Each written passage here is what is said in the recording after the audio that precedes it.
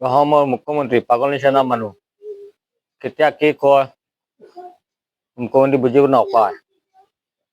আজিকালি কি কৈ আছে আপুনি শুনিলেও পিছত মই ক'ব।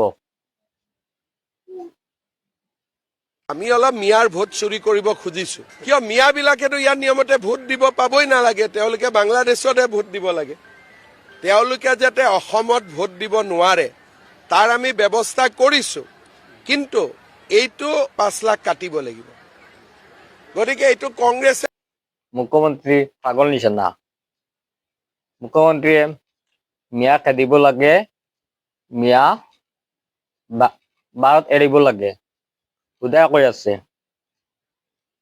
মুখ্যমন্ত্ৰী মই আপুনি কৈছো অসমত মিয়া আছে, উদাই থাকিব, আপুনি খেদিব নোৱাৰিব।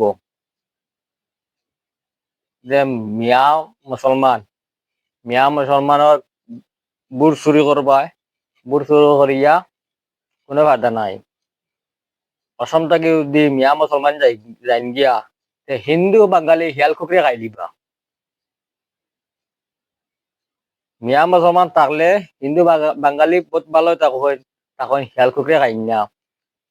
যেদিন আসামত তাকে মিয়া মুসলমান যাইবা গিয়া সেই দিন পরের দিন তাকিয়া হিন্দু বাঙালি হিন্দু তুমি যারা সুরক্ষিত করতা এরা থাকতা না, শিয়াল কুকুরে বাটিয়া খাই দিবা, এটা জঙ্গল হয়ে যাব। কারণ হইল গিয়া দেখো তুমি কিতা আগে খালি যে মিয়া খাদাইতা চাও, মিয়া কখনো খাদাইতা তুমি দেখো যে মিয়া খাদাইম তুমি মিয়া খাদানিত না। হিন্দু মানুষে তোমারে বিধানসভায় সময় মানুষের ভোট দিতে নাই। কারণ গিয়া তুমি হিন্দু মানুষের খুশি করতে হইলে ওরা মিয়া খাদাইলিম, মিয়া খাদাইলিম। অসমীয়া সুরক্ষিত, অসমীয়া তোমার ভোট দিতে নাই এবার। সব মানুষে ফার খাই দিত। তুমি এরা খুশ করতে করিয়া করা বলে মিয়া খাদাইলিম, আর হিন্দু মানুষে কইতরা না হিমন্ত মামায় তো হারিলে ইতরা মিয়া খাদাইলি ইতরা আর আমরা থাকি দিম, তা কখনো হবে না। সংবিধান লেখা আছে মিয়া কিভাবে খাদানি যায়, কিভাবে না।